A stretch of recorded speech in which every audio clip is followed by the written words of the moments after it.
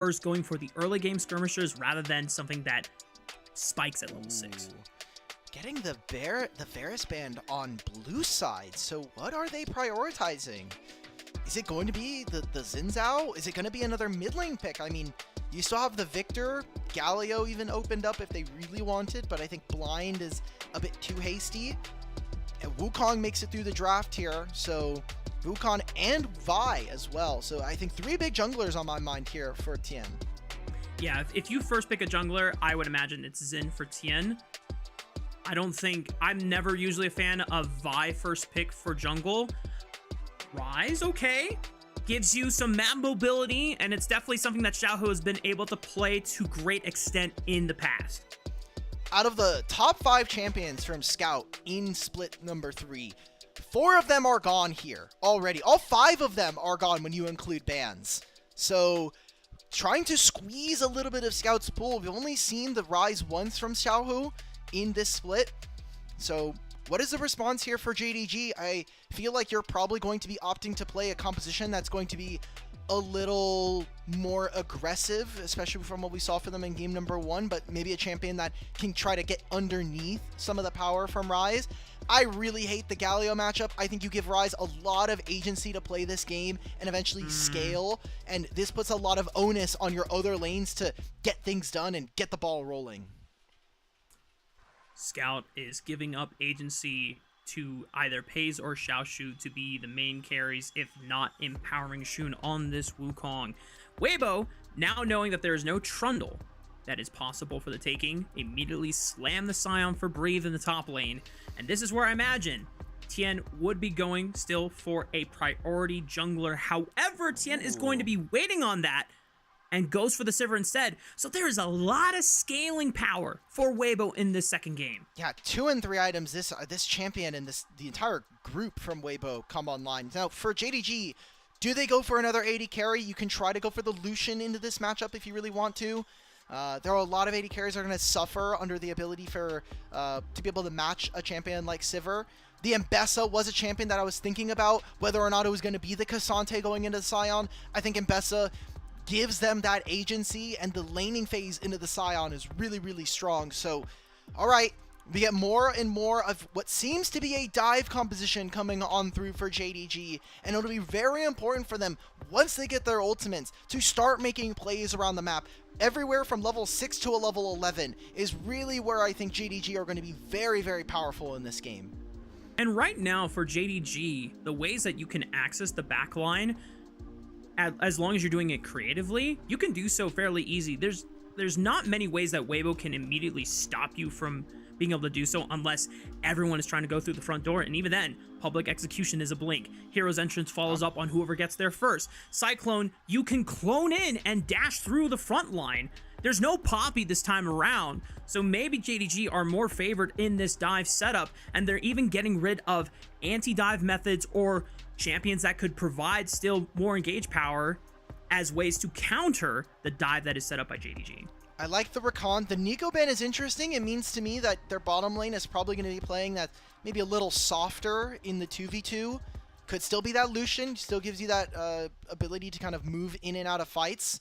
So instead of going for something for Peyz immediately, with Alistar and Rel out of the pool, or Alistar and Poppy out of the pool, it does mean that Rel does gain in priority. So what does Chris go for? Is this going to be the Nautilus? Is this going to be something even maybe like the Braum, or dare I say a Renata, honestly? I mean, even if you don't have the Kalista on your side, you do need some disengage on Weibo Gaming, because JDG are going to be throwing pretty much everyone into your team. And you already have decent engage between On the Hunt and... Oh my god! Mark? Tian has also been cooking the Kiana jungle? Mark? Holy camole! Mark, you're getting spoiled here. You get 2 Kiana jungle games? Wow. It's like double Christmas. Wow. It is double Christmas. My goodness. So, if you didn't see the series from 2 nights ago, Top Esports against FPX, Game 3, Kanavi locks in the first Kiana jungle in the LPL since 2022. And now we're getting a second Qiyana jungle, this time from Tian. And I think this is a callback, because back the last time that Qiyana jungle was insanely powerful was during 2019 when FPX won Worlds. JDG, their answer is for Peyz to lock in a classic Zeri special, something that Peyz is very familiar with. And this is a way that you can try and navigate through all the chaos that is happening from both of these compositions. Okay, so this is interesting, the pivot that they went for. They got the Zeri early. Is this going to be the static Shiv Zeri that we've seen from times past? Is this going to be a Zeri that maybe abuses Kraken Slayer, an item that I really feel is incredibly strong and I think makes or breaks a lot of different AD carries being very strong right now in the meta? I'm looking at this from Weibo. It is very clear. 2 and 3 items. You're going to have Ryze, incredibly powerful. Sivir on 3. Sion is going to be an unkillable tank.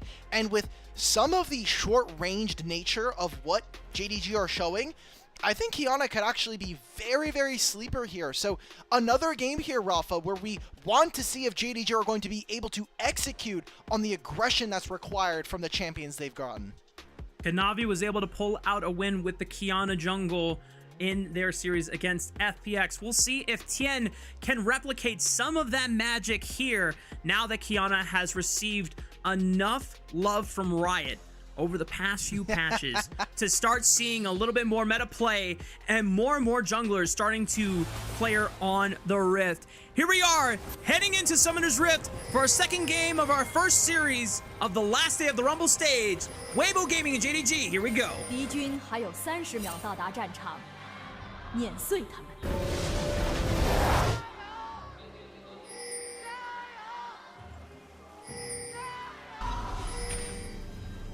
Got a little better at the end. Yeah. I was taking a look. Tian is 3-1 on Qiyana.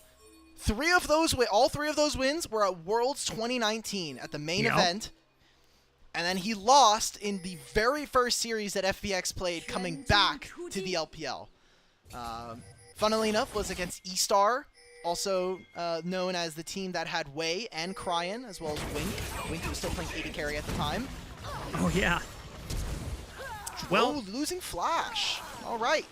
That is really miserable. And look at the time. Everybody, at the middle, at the very center, top of the map, or the screen right now, 1:30. Zhuo is screwed. he is below 50% HP, will not get a chance to walk back to lane at full HP, so he just has to start lane with Peyz, pretty much without any effective lane pressure, and Peyz is feeling pretty sad that his support cannot contest with him. How are you ever going to fight in the bottom lane with not just the fact that Zhuo has no pots anymore, but Sivir Braum is really difficult for Zeri to deal with. Just the damage that they have, on top of the fact that you get out-wave cleared, especially before your first item. This is a dangerous matchup, and you can see it just across the lanes. Some of these this draft from JDG is really puzzling to me, how they got to certain points on what champions, because Xiaohu's just going to freely scale in this lane. This is the second time now in the past 24 hours that JDG have run this combo of Wukong and Galio into a matchup that Galio does not necessarily get pushing. So it is really, really tough for Scout to try and actually play for priority and give Xun a lot more breathing room, which is what they were able to successfully do in the first game. So it just seems weird to contradict a lot of those strengths, but maybe JDG trying to test their limits here and try to put a little bit of a challenge onto Scout and Xun to see how well they can navigate when they do not have that same early priority through the early game. But I want to... Wow. Oh man, that's actually... You can keep going. Sorry, just the wave freeze, and now Peyz and Zhuo are taking a recall at 3 minutes. And the wave's pushing away from them now, right? The way that it's stacked up? Yes, should be. I mean, if Sivir really wants to, but it is going to mean that Peyz and Zhuo are going to come back with the Cole. Brutal. Tian's right behind Xiaohu. Scout might be forced to flash here. Tian, is he going to flash, look for the river-empowered elemental raft? Not quite. Xun was just around the corner to make sure that Scout didn't have a way out without having to burn a Summoner spell. And Xun will contest Tian on the river. what I wanted to bring up, Alk, is that Tian is going for the Conqueror setup. And we had a very fun conversation the other day when we were talking about story prep and how you felt the first strike Kiana did not look impressive at all from I just think first strike is really greedy when you are a low-range champion like Kiana, as a champion that is really predicated on trying to get into fights and get in and out and be very, very slippery and elusive. The Conqueror is just very easily abusable, and we'll see how Tian can do. If you want to learn how to play... Oh, wait a minute. Whoa. Okay, he's fine. If you want to learn how to play Kiana, like Tian, maybe even Kanavi, well, you can go ahead and check out our sponsor, Pro Div. Learn from some of the best players and some pro players in the LTA, NECL, and the ERLs. You can use our code LPL10 to save 10% on your order. You can get coached personally by some of the pros available. Yeah, a lot of our jungle pros are very familiar with the Kiana tech that has been floating around in multiple scrims around the world. So they'll be able to give you a lot more insight than we can provide. The only thing that will conclude and wrap a bow on the Kiana discussion is, even if you're playing an assassin, most of the time, Conquer is just the most consistent rune keystone that you can take, even if it is an assassin. That's just how it is. So, all to be said, we look now, we're at 5 minutes. It's an early advantage for Peyz to be able to get the call, so he'll start to eke a little bit more gold and maybe kind of get past this small deficit that he has up against his opponent. Looks like we are going for a swap here. Now, you have a Scion in your game, you're going to always be expecting that that's going to be available to us. But I look at this from Weibo's position. Breathe, only down 10 CS as this Scion right now, and Rise is going to have level 6 now. So these next few moments, how Weibo move around the mid lane and get Rise his items and his gold can, I think, make or break whether or not JDG are actually going to be able to find anything early. Joel trying to at least help Scout manage this wave, since Chris was able to give Xiaohu a quick window to base before Scout could look for a timer of his own. As you already noticed, Tian, because he's running the Conqueror setup, he is rushing towards that Eclipse. So this will be more similar to what you see out of things like the Nefiri and the Zed, where it is more bruiser ability haste focused, but the consistency of being able to fire off multiple ability rotations will probably give us a different flavor profile than what Kanavi was able to bring. Potential fight in the mid lane. Chris is going to get caught by this taunt. So does Xiaohu, but not a lot of damage follow-up. And now Tian, right behind them, tries to threaten, but no level 6 available, so no supreme display of talent at the ready. Dude, just like, look at Xiaohu's items right now. Double Ruby Crystal so early on in this game. He has a hell of a lot of HP, and that's not even... Oh, they're going wait in. a minute. Oh, but the hero's entrance is not going to find the knockup because Chris was able to disengage, not even using the flash. Now he is, because Scout forces it out of him, but Xiaohu is caught in the middle of the taunt. Here comes Tian. He just hit level 6. Can he find the supreme display of talent? Finds the elemental wrath empowered by the river for the stun. There's the supreme display of talent, and Tian shows that it's just like riding a bike. You never forget how to play Kiana jungle. Dude, just look at how tanky Xiaohu is, and yeah, Tian gets a kill there, but I don't understand from JDG the options or even the vision of that play. They think that they have a lot more damage than they actually do. I mean, Peyz isn't there, and Shun on this Wukong, he only has a Sheen. Like, you do very little damage. This item has no stats attached to it aside from ability haste. So very questionable from JDG. We've seen this time and time again, this Rel, I mean, it's not much to kind of do. You see that Scout actually ends up dropping that entire wave. Look at how much damage Xiaohu is able to take, and he feels, I think, rather comfortable not even using the flash in this situation. And the big thing for me, Dimitri, is that JDG are forcing this fight while Tian is calming. Guys, I hit level 6 off of this crab. Stall as long as possible. And having that level 6 advantage where Shun was not able to follow up with the Cyclone, you called it. Xiaohu's too tanky. There's no practical damage coming through that 3-man death squad. We come back to the question of how did we get Galio as an answer into the Rise. It's particularly a champion that loves to be a little bit more aggressive in lane. You have point-and-click roots if you really need it with the Rune Prison. So a lot of questions left unanswered, or at least not satisfactory from JDG. We'll see if they can continue to maybe leverage some of the stronger aspects of their draft.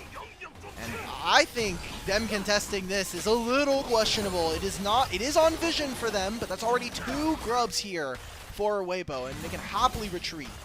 Supreme Display of Talent is a long cooldown, but I'm not sure if it's actually back up yet or not. It's gonna be up at 10. JDG There are we trying to go. operate.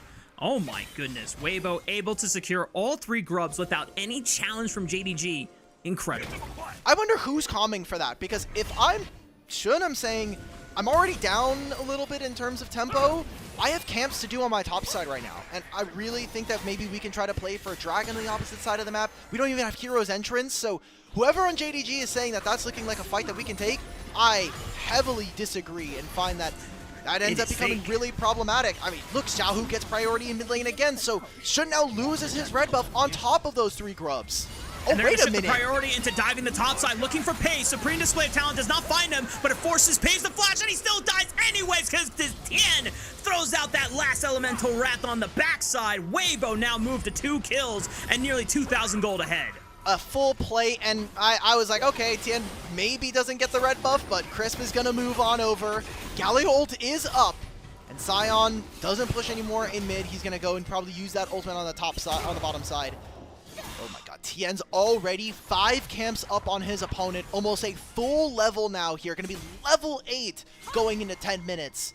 This Qiyana is incredibly fed, and one of the parts of the discussion we had about Qiyana is, why does she have some of the fastest clears out of any jungler? And she's not even like a traditional quote-unquote jungler. So why does this champion have access to this as someone who is, you know, essentially a tourist? This champion is a role tourist. At some point, if Qiyana ever becomes disgusting in the jungle role, Riot will give her the nerf hammer again. But for now, because she has been absent in the pro meta for literally 6 years, Weibo now get to benefit off of the fact that an assassin jungler that normally does not have the ability to full clear the first rotation that healthily, now is able to get through it under 3 minutes and 10 seconds. And the thing with Qiyana jungle in the past, even after the changes where she couldn't clear that first rotation, she had always been able to clear the jungle relatively fast once she got damage items. Now it's just absurd. Now it's like Zed levels of clear speed. And we already know how much of a problem Zed jungle can be. Well, Weibo will get the first dragon, they'll get all 3 of these grubs, and I am struggling, Rafa, to find avenues for JDG to realistically get through this early game, because we have not seen the dive, we haven't really gotten a clear 5-on-5 team fight to actually get Scout into the backline alongside Shun and Xiaoxu, and even in those avenues where maybe these lanes will be able to play by themselves, they're just getting cut out from underneath them. So when is Peyz going to accurately get enough time to let the lightning crash come through and win the game? Looking at Peyz's items, is he going for, I forget Trinity which item. Force? Is this Trinity Force for real? I mean, it's either Trinity Force or X-Plate first item. I think Hexblade is, no, it's only Trinity Force or Black Cleaver. So we're going to see with a dagger, it's telling, it seems like Trinity Force. It's giving Trinity, okay. All right, let's see. I have not seen this build. I know that some people are starting to experiment. Just in general, Zeri has been very broken and had some very weird builds, but ever since they started to move her in the direction of putting crit scalings into her abilities, it has kind of incentivized a lot of players to move away from the weird on-hit builds of like Runons and Titanic and all this junk. Yeah, I really thought that Peyz was going to go for like a Kraken Slayer experimental Hexplate build, because that is something that we've seen. Yeah, because we know that Yunara players have been building that recently. I know even some Varus players are experimenting with that as a setup as well, but it's Hexplate. It is actually Hexplate Rush. Okay. Well, for some reason I look up Phage and it gave me Wild Rift. I don't know why. I got owned. Dude. Like, you searched the wrong thing. I looked up Phage, lol, and it goes to Wild Rift. Whatever, bro. Weibo gonna get a lot of plates. Remember your home, Dimitri. Weibo, as you called it, are able to push Scout out of the top side of the map. Shun trying to respond to the top tier 1 turret as Tian and Xiaohu starting to collect plates for themselves, continuing to expand that gold lead for themselves. And the further that this Kiana is able to get ahead of the curve, the more problems JDG are going to run in with. Because we have talked about whenever assassins are even, it's whatever. Especially going for a bruiser ability haste build like this. But when they're ahead of the curve and they have lethal over the squishies, oh boy, that's when things get very, very dicey. Why did my jungler just leech 3 plates away from me? What the? Huh? Because I'm the carry now. I mean, sure, he's 1,000 gold up over his opponent. He gets to kind of swing his gold like that. He'll get no more plates after this, though. 14 minutes means that that will fall. Don't think we're going to be seeing too much here. And, I mean, 2,000 gold lead with Dragon and, more importantly, Herald spawning in 45. Now let's see how JDG spend their gold. A Rod of Ages almost already completed here for Xiaohu. He's getting closer to level 11. Tian is going to finish his last camp on the bottom side and take his reset. And if he gets a full second item, and that looks to be with Tunneler, potentially an Edge of Night second, he does not get touched for the rest of this game by JDG.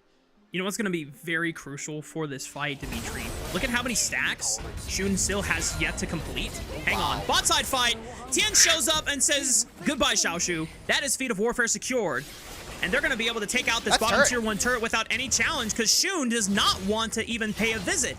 And as I wanted to say before, Shun still has 2 stacks yet to complete for his jungle pet. So he still has a 900 smite while Tian has a 1200 smite. So it's going to be even harder to contest that Rift Herald. This Kiana champion's going to be a terrorist when we get the playoffs. God damn it. I'm going to have to watch more of this. Okay. This feels like for competitive junglers, probably like a better Zed, because Zed has no crowd control. At least Tian, you're in River, you're spamming the ability. You're spamming all the escape shifts. Exactly. You're like, okay, well, how can play? So Tian takes his recall finally. They get themselves that turret. It's not the full Edge of Night completed, but during that time, you had noted Shun was on the bottom side of the map. They could not turn to start this Herald. It's going to be a Herald going over to Weibo as they already have the feats of strength. And Dragon spawns in 30. They can turn this into taking mid-tier 1 as well. Dimitri, I hate to break your train of thought, but I don't think that's an Edge of Night. I think that's going to be a Spirit of Shojin. More ability haste for this Kiana. Can we please just nerf one of these items, bro? Can we just nerf one? Like nerf Eclipse. Bruiser items are overpowered. Nerf Shojin. If I see Sundered Sky 3rd, there's gonna be a hole in the wall soon. And it's too late to build Sundered Sky at this point, but more than likely it's gonna be Eclipse into Shojin and then Black Cleaver once the armor starts coming through for JDG. If I have 2,000 gold, I can build whatever the hell I want. I'm Ultimate Bravery at that point. All right, JDG though. Weibo, a little too slow to walk around the map. They prioritize getting gold on the top side. Took this top tier 1. Still have the Herald. Now Tian is going to take more camps. Xiaohu's going to get more gold. And this is not a... Weibo's champions are not champions in my mind that are going to scale incredibly with gold, but are way better with having experience. But if you can cheat the timer and get yourself gold so that you can skip some of these bad troughs of power... You'll take it. Like, it's a single dragon going over to JDG, but they still have the Herald to make a play in the next few minutes. The mid-tier 1 is the only turret still left hanging for Weibo to try and take out before they can fully push their vision line deeper into the recesses of JDG's quadrants in their jungle. Chris right now trying to contest those choke points. Gonna get caught by the taunt here. Knock up from Zhuo. Thankfully for Chris, not enough damage from these two on the side of JDG.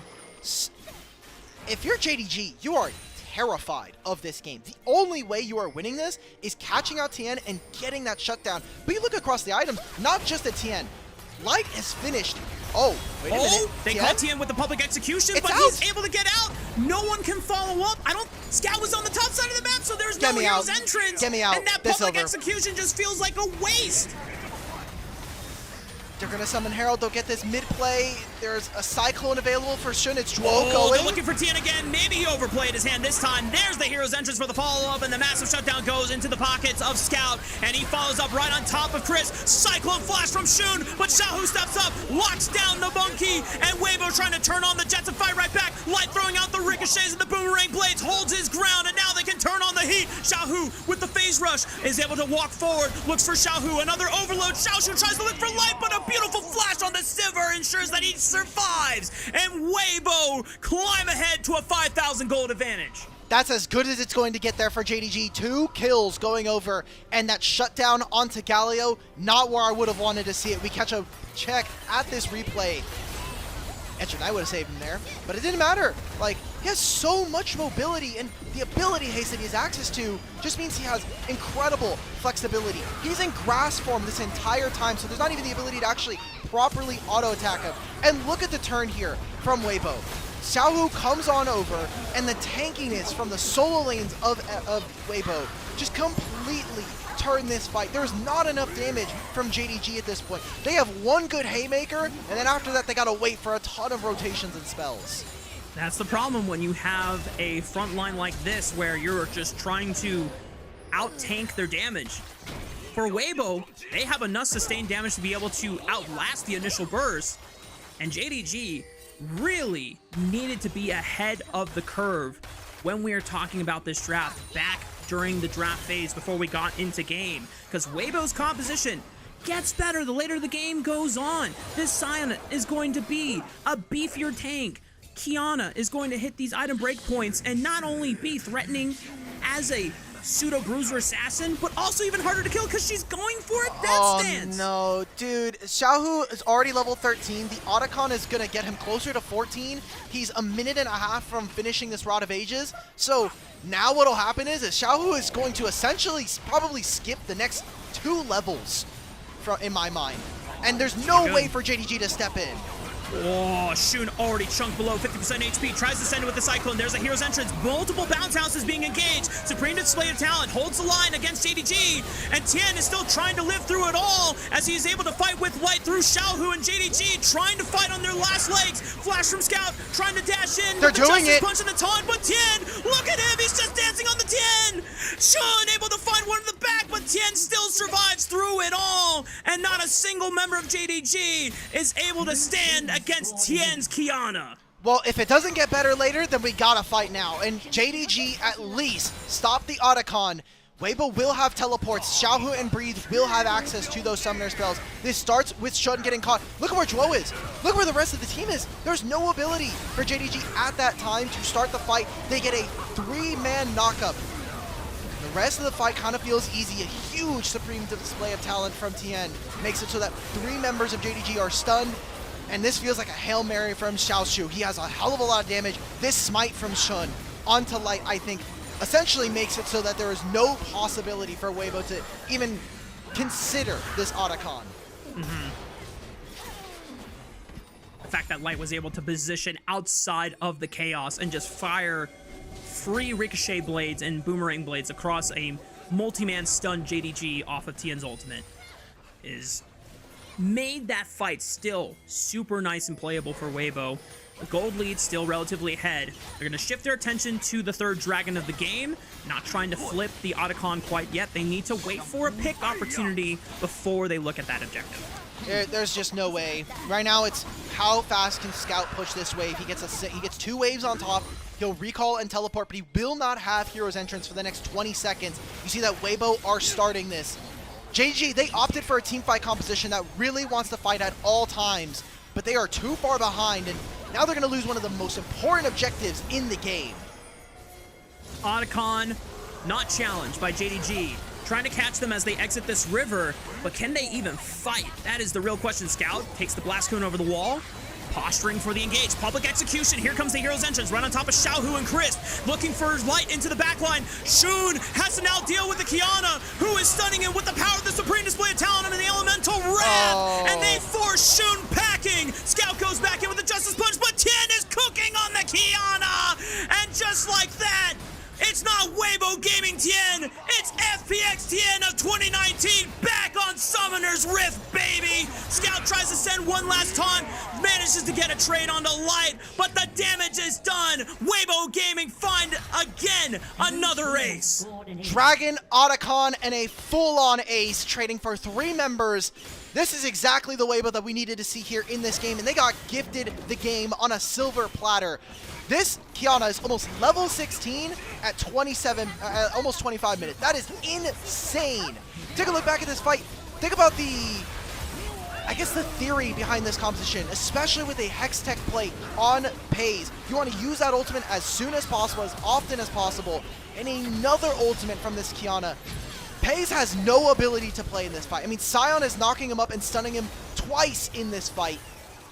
And that Terra Shift right in the middle of this, barely catching him out in the middle of the dash.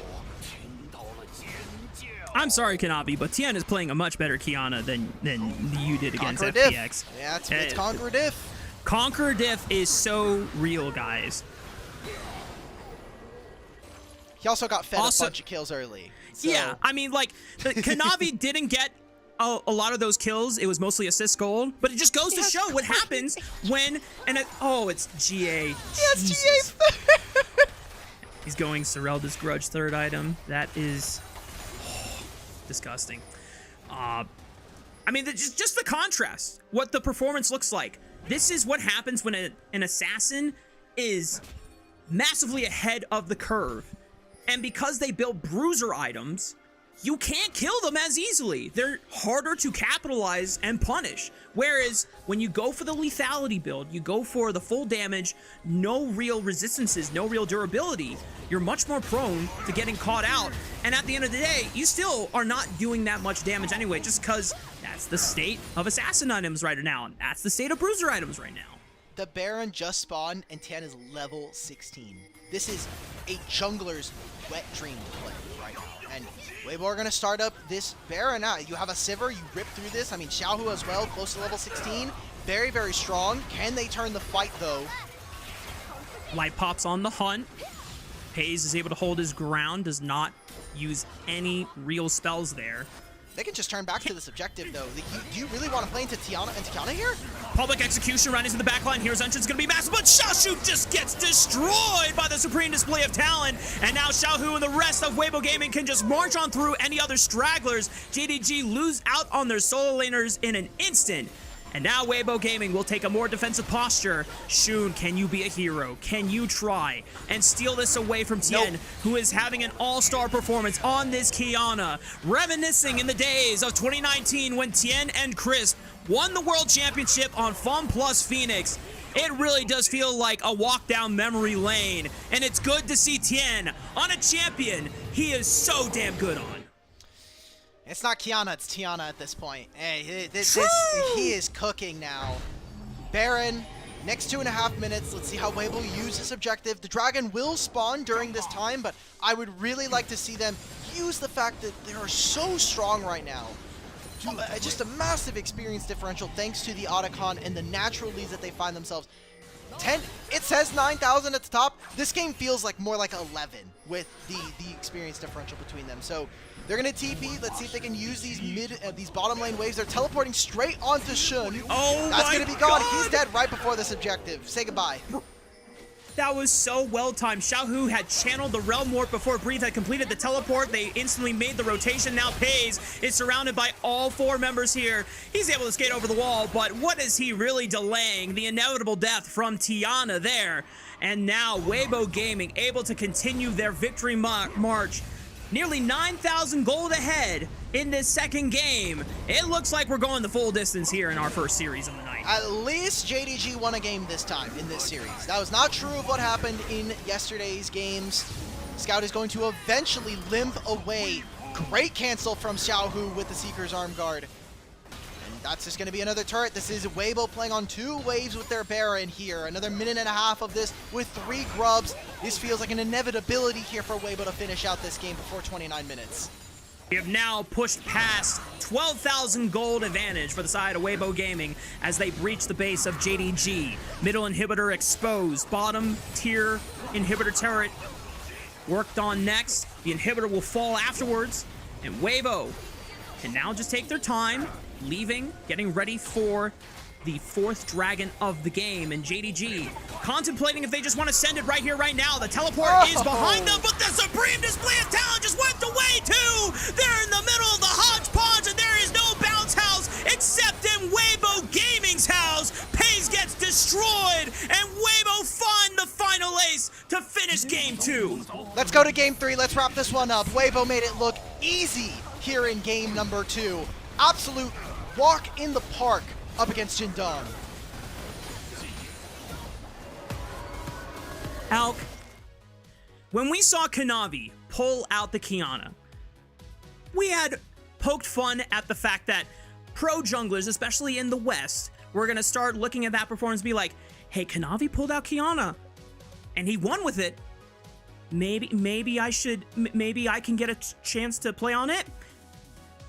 Now that Tian has played it, and he has definitively shown the true way of playing this champion in this current meta with the right itemization and the right setup, I feel like we're going to see a lot more Kianas popping up later this weekend. When we go to LTA, when we go to LEC, when we go to LCK. The LCK, they're seeing all this happen. Do you remember when the Shy brought out Nidalee top, and then suddenly every top laner in LCK was like, hey, wait a minute. The Shy's playing Nidalee? I want to play Nidalee. Zaya's like, oh, coach, I need to play Nidalee. I need to show that I'm the best Nidalee in the world. Yeah, but we can't let the Shy have all the fun. We got to see a lot of Nidalee top. And especially here, I know we were talking about it before, but it feels like Kiana got buffed, and a lot of times what we see in pro is a lot of players are not willing to experiment a little bit. We were towards the end of the season when we first got 25-16, so maybe teams were saying, hey, we're getting close to playoffs, probably not going to be touching this champion until we see a few more games, get a little bit more scrim time. But now that we've got Tian and Kanavi playing it, I feel just off of name recognition alone, we need like Owner or Canyon to play it, and then everybody's going to start doing it. Every interview afterwards is going to be, well, we saw LCK and LPL play it, so now we're going to start to pick it up. Yep. Once one of either those two LCK junglers play it, that will be the last validation needed for every Western team, every other team in the world to just feel like, well, we have to start playing it, guys. And I think you summarized it super well. It is essentially a Zed jungle, but with utility. So even if you fall behind as Kiana, you're not completely useless. Obviously, it's not ideal. You don't want to be in that situation. But if it comes to it, worse for worse, you can still throw out an AoE stun in these giant corridors or just spam people with river-empowered elemental wraths for the stun. Seems pretty good if you can use it in the right areas. And with some of our other AD bruisers moving out of the meta, obviously Trundle getting nerfs, Pantheon's been getting nerfs, Vi has been nerfed into the ground, Wukong is kind of the king of the jungle for the time being, with all those other champions being moved out of the way. Starts to make room for champions like Kiana if they're going to get forced in thanks to Riot. So Yep. Otherwise, even removing Tian from this game, I think a miserable level of play coming in from JDG. We had questions about the Rise into Galio matchup. I think very quickly answered that one. This Peyz Zeri felt out of left field for what this team composition would have wanted to accomplish, but Sivir kind of puts you in a really weird spot on a lot of bot lane matchups, especially with the champions that were banned either in-game or due to Fearless. I have a lot of questions, and this is another area of JDG's package that we are kind of on the fence about whether or not they'll be able to fix in time for playoffs. Yeah, the biggest characteristic difference that I saw in Game 2 from JDG versus Game 1 is that they were not confident and synced up on what the team play needed to be when things got rough for them. When they were doing well in Game 1, even if the execution was sloppy, everyone knew where they wanted to be and what objective they were going to play for. So they were all at least set up in the right place at the right time. But you noted that Shun, multiple times, it seemed like he needed to farm. He wanted to get camps, but JDG seemed like there were some comm issues or disagreements about, no, we need to play for this objective. We need to bring you over, but no one is really set up in position. And because of the desynchronization from the teams on what they needed to do that game, then you don't get anything done, because then you're caught in between and you're not committing to a single play that is at least getting you some type of advantage rather than nothing at all. I feel bad for Xiaoxu because he's actually finding really great ultimates, and there's zero follow-up from the team. So yeah, tough watch there. We get a cinematic camera of a massive ultimate here, barely clipping Peyz. Kind of happy to see this champion popping up again. It's, I think, significantly more interesting than a lot of the other junglers, but a lot of questions about the balance, and we'll see what Game 3 looks like, because now, Raafaa, we have a situation where we've gotten into a series where Xin Zhao and Vi are not at all touched in the first two, and some of those tank top laners are starting to go away. A lot of the bad matchups that Mbessa usually likes to dominate are no longer available now because of Fearless. So what does this open up for Breathe and Xiaoxu? Renekton slam for Xiaoxu. I'm calling it right now. If Weibo don't ban it away, I feel like that will be JDG's quintessential blind pick to set up top lane for themselves. We already know that the MVP is going to be Tian's Qiyana. Like, there's just no way that it's going to be anything else. That was such a star performance from this guy. And I think more than anything, we know that this series doesn't really change any implications going into the play-in stage for playoffs. But you know what this does now say? Every team that plays against Weibo has to now fear a Qiyana pocket pick. And either every team that faces them has to also learn how to play it so that they can take it away from Tian, or they're just going to have to ban it in these scenarios. Here we go. 5th MVP coming on through. 12, 1, and 11. 23 scoreline.